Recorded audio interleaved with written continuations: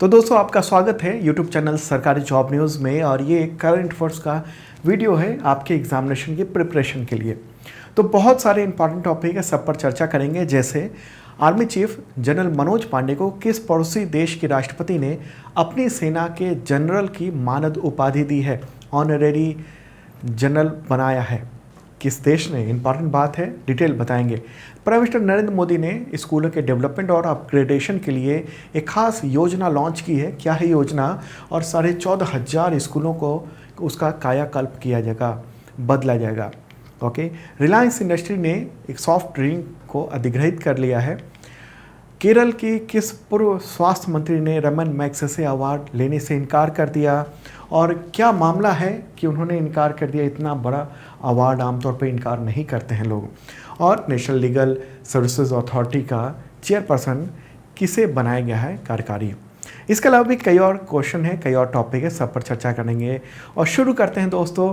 मैं हूं सन्मय प्रकाश और पहला question, army chief general Manoj Pandey को किस पड़ोसी देश के राष्ट्रपति ने अपनी सेना के जनरल की मानद उपाधि दी, यानी ऑनरेरी ये पद दिया है? आंसर होगा नेपाल, हमारा पड़ोसी देश है। और न्यूज़ भी आप देख रहे हैं, मनोज पांडे जनरल, उनको ये पद दिया गया है। तो नेपाल कहाँ है? ये रहा प्यारा भारत और ये पड़ोस में है, ये नेपाल। ओके। तो 5 सितंबर को इंडियन आर्मी के चीफ जनरल मनोज पांडे को ये ऑनरेरी टाइटल मिला है। अब वो कहे जा सकते हैं नेपाली सेना के भी जनरल। तो यह सवाल उठता है कि नेपाल ने आखिर इंडियन आर्मी के चीफ को जनरल की ऑनरेरी टाइटल क्यों दिया? ये टाइटल एक इम्पॉर्टेंट टाइटल है। देखिए, दोनों देशों के बीच में 1950 से ये परंपरा चली आ रही है। 1950 के आसपास ही, उससे पहले ये तय किया गया था कि दोनों देशों की जो सेनाएं हैं वो मित्रवत रहेंगी और नेपाल के आर्मी चीफ को इंडिया में ऑनरेरी टाइटल दिया जाएगा जनरल का, और इंडिया के जो आर्मी चीफ होंगे उनको नेपाल देगा ऑनरेरी टाइटल आर्मी चीफ का। ओके। और ये परंपरा है, सालों से परंपरा चली आ रही है। और इस दौरान दोनों देशों के जो आर्मी चीफ हैं वो यात्रा करते हैं उन देशों में, दोनों देशों में। जैसे इंडिया के आर्मी चीफ अभी हैं जनरल मनोज पांडे, उन्होंने यात्रा की है नेपाल की, वहाँ पर वहाँ की सेना से बातचीत चल रही है और ये उपाधि भी उन्होंने ली है। ओके। और इससे पहले ये सम्मान वर्ष 2020 में जनरल मनोज मुकुंद नरवणे, जो इससे पहले आर्मी चीफ थे, उनको भी मिल चुका है। और हाँ, आपको बताऊं कि जनरल मनोज पांडे ने नेपाल जाकर वहाँ की सेना को बहुत सारे सहायता भी पहुँचाई है।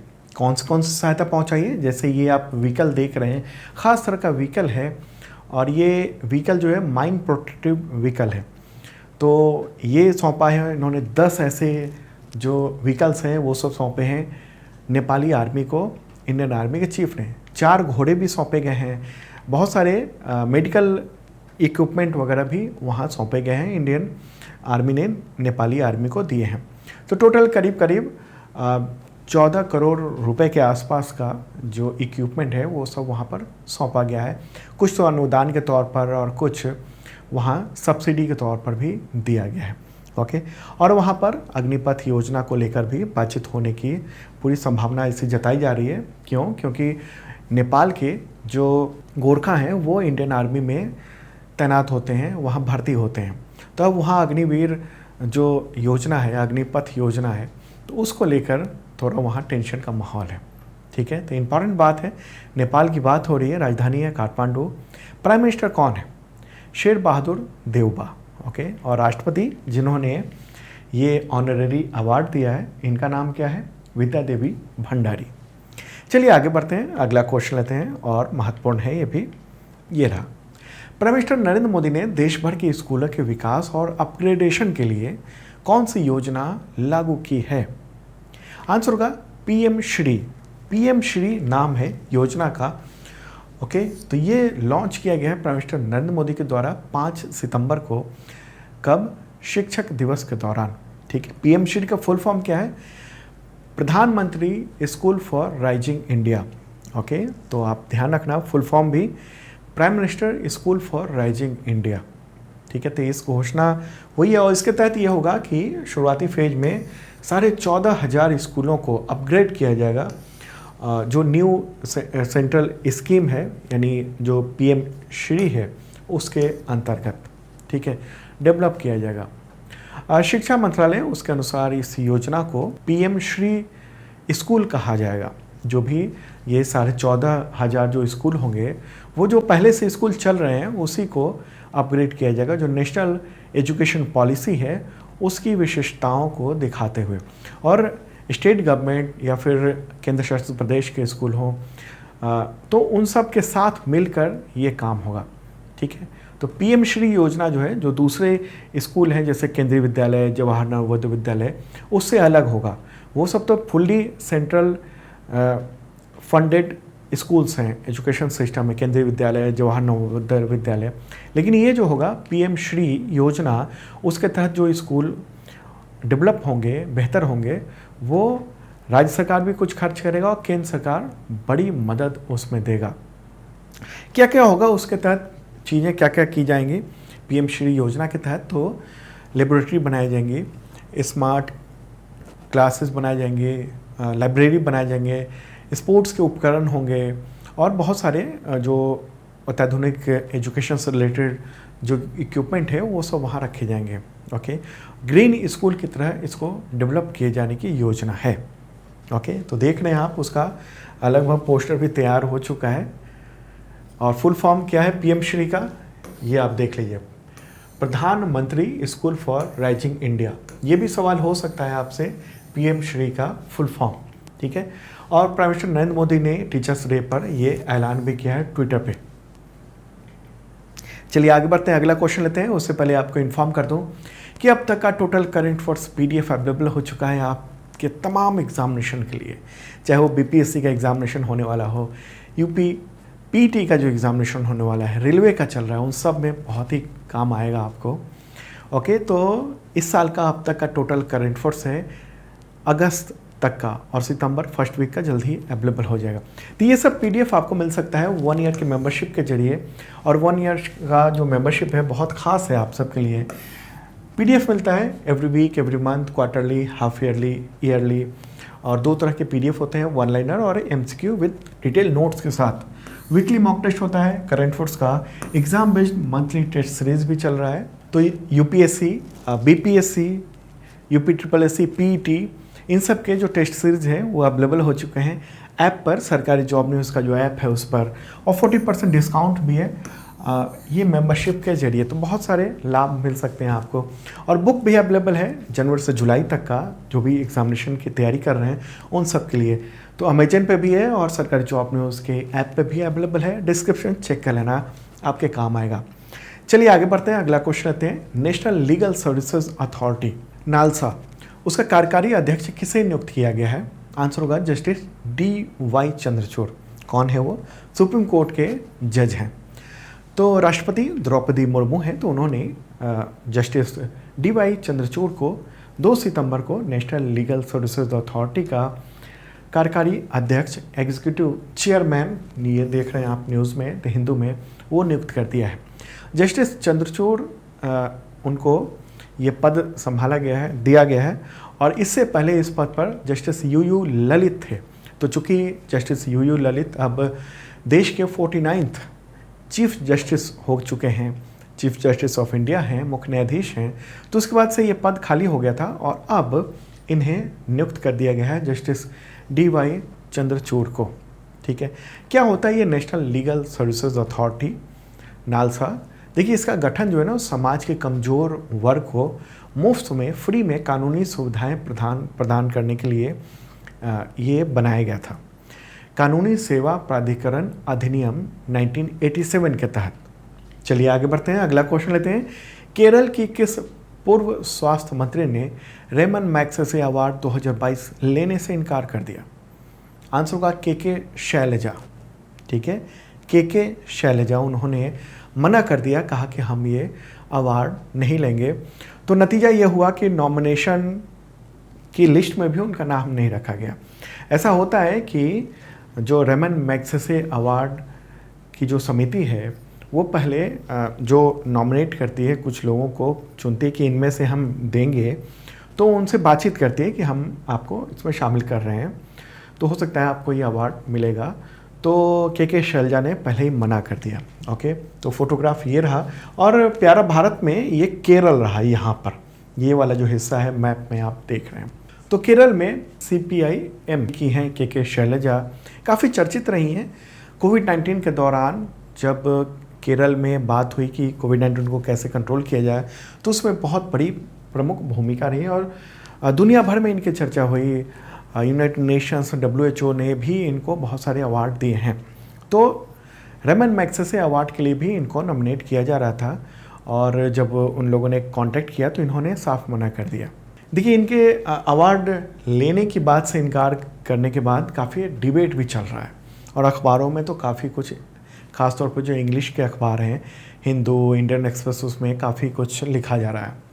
अब सवाल उठता है कि क्यों मना कर दिया। तो इंडियन एक्सप्रेस का ये कहना है, द हिंदू का भी, कि शैलजा ने कहा कि ये CPIM जो उनकी पार्टी है, उनकी केंद्रीय समिति का सामूहिक निर्णय था कि उन्हें ये वाला जो अवार्ड है वो नहीं स्वीकार करना चाहिए। क्यों?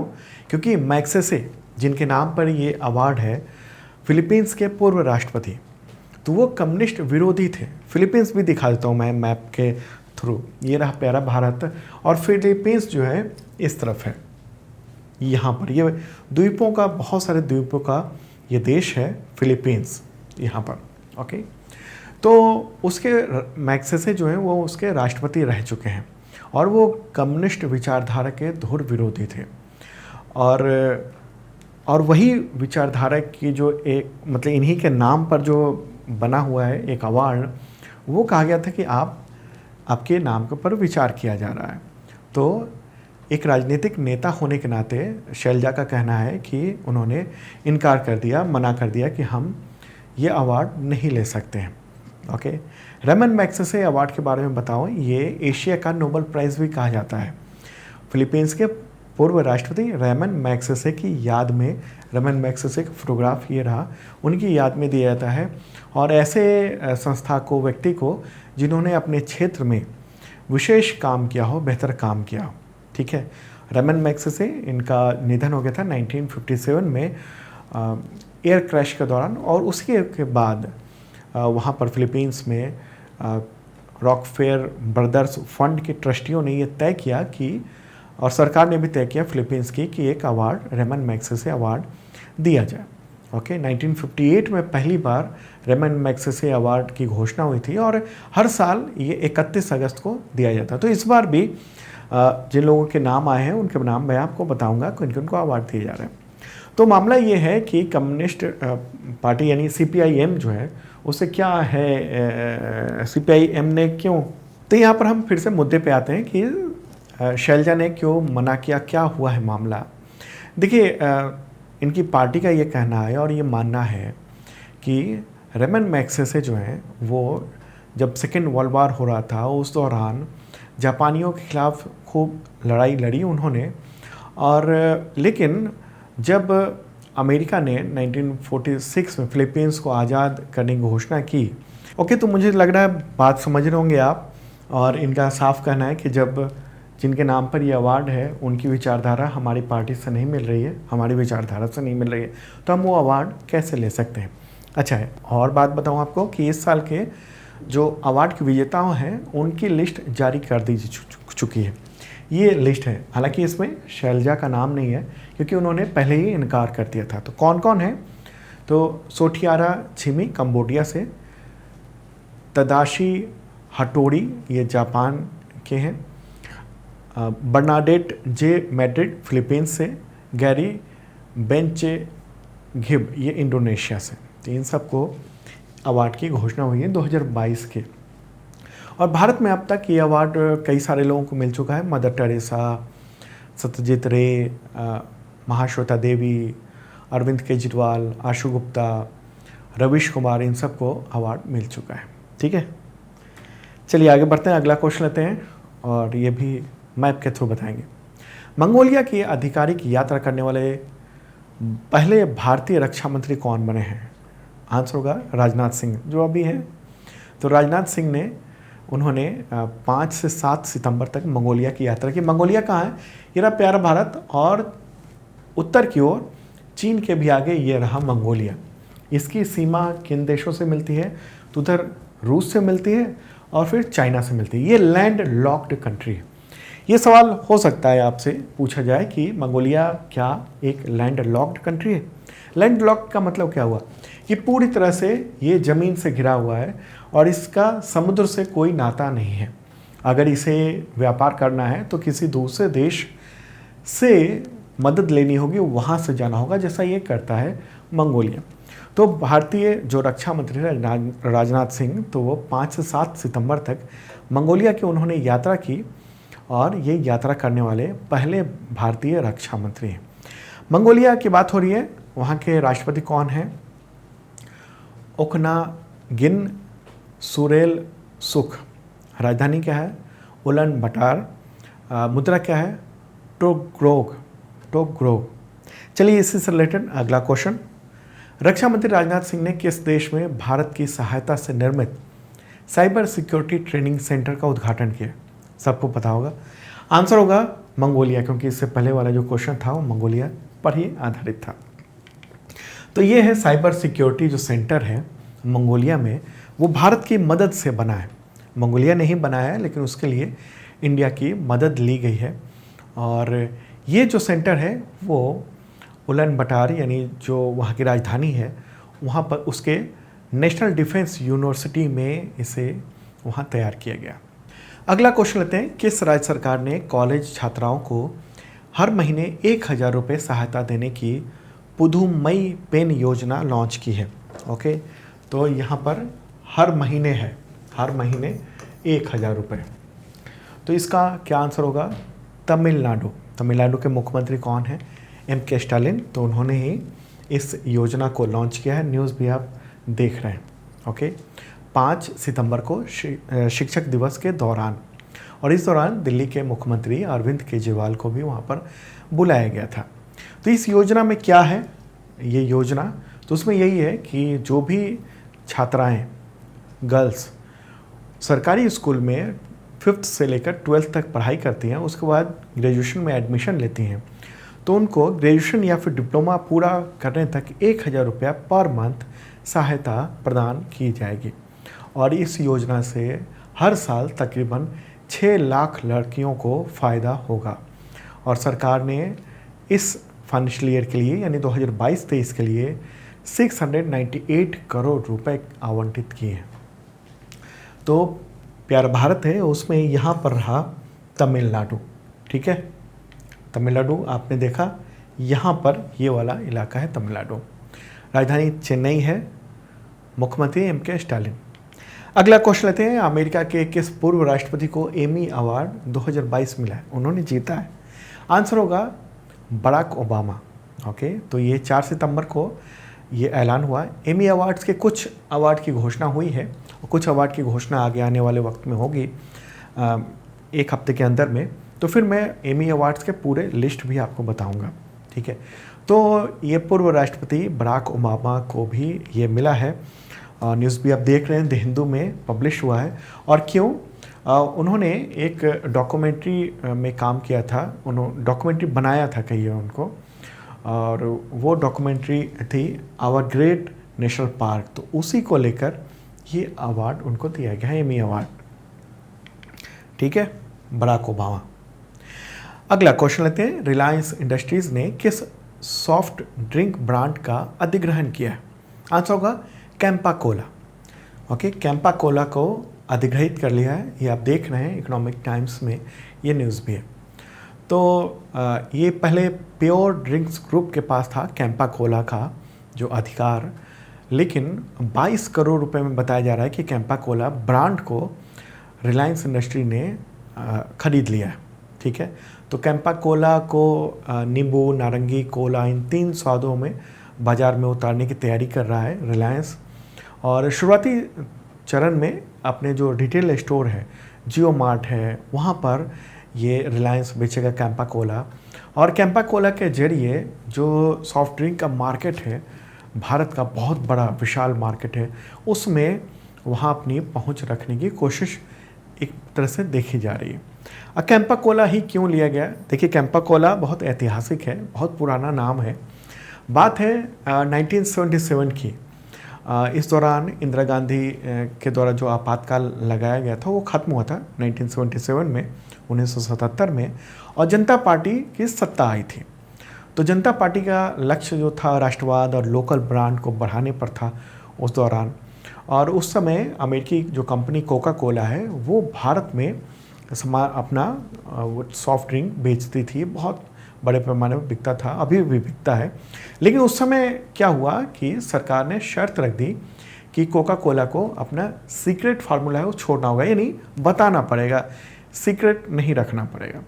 और सरकार ने ये सोचा कि इसके जरिए कोका कोला तो अपना सीक्रेट बताएगी नहीं और वो चली जाएगी। और ये ऐसा हुआ भी कि कोका कोला ने इंडिया को छोड़ दिया था। तो उसके बाद अचानक से भारत में सॉफ्ट ड्रिंक का पूरा मार्केट खाली हो गया। तो सरकार ने ही लॉन्च किया सॉफ्ट ड्रिंक अपना 777 नाम से। क्यों? 1977 में जनता पार्टी की सरकार बनी थी तो 777 नाम से, लेकिन उसका स्वाद लोगों को बहुत पसंद नहीं आया। तो दिल्ली की एक कंपनी थी प्योर ड्रिंक्स, तो उन्होंने इसका फ़ायदा उठाया और कैंपा कोला नाम से सॉफ्ट ड्रिंक बेचना शुरू किया। और कोका कोला के आसपास ही उसका टेस्ट था, ऐसी स्थिति थी। तो उस समय शुरुआत में तो काफ़ी मार्केट पे कब्जा था, लेकिन बाद में फिर थम्स अप आया, फिर अलग अलग ब्रांड आए, फिर बाद में कोका कोला फिर से यहाँ आया, फिर ये जो कैंपा कोला था उसकी पहुँच धीरे धीरे ख़त्म हो गई। ठीक है, तो अब एक बात देखने को मिल रही है कि कैंपा कोला को रिलायंस ने अधिग्रहित कर लिया है, उसके ब्रांड नेम को। ठीक है, चलिए आगे बढ़ते हैं, अगला क्वेश्चन लेते हैं और ये छत्तीसगढ़ से। छत्तीसगढ़ को सितंबर 2022 में कितने नए ज़िले मिले, या कहें छत्तीसगढ़ में अब कितने नए ज़िले बना दिए गए हैं? तो आंसर उपरोक्त सभी है। ये 3 जो नए ज़िले हैं ये बनाए गए हैं वहाँ पर। क्या नाम है? लंबा लंबा नाम है इसका। मोहला, मनपुर, अंबागढ़, चौकी एक ज़िला हो गया। दूसरा ज़िला है सारंगढ़, बिलाईगढ़। तीसरा ज़िला है खैरागढ़, छुई खदान, गंडई। ठीक है, तो ये 3 ज़िले अब नए बन गए हैं। छत्तीसगढ़ के मुख्यमंत्री हैं भूपेश बघेल, तो उन्होंने ही तीनों ज़िलों का उद्घाटन भी किया, उसके बारे में बताया भी उन्होंने। ओके, तो ये अब क्या हुआ है, वहाँ पर 31 ज़िले हो गए हैं छत्तीसगढ़ में। छत्तीसगढ़ कहाँ है, मैप भी दिखा दूँ तो ये वाला जो हिस्सा है ना, यहाँ वाला इलाका, ये कलर हो गया, तो ये है छत्तीसगढ़। तो दोस्तों ये था इंपॉर्टेंट करंट अफेयर्स आज का। कैसा लगा कमेंट बॉक्स में बता सकते हैं और शेयर जरूर कर दीजिए। जिन लोगों ने सब्सक्राइब नहीं किया ज़रूर कर लेना। अब कल मिलते हैं मॉर्निंग को।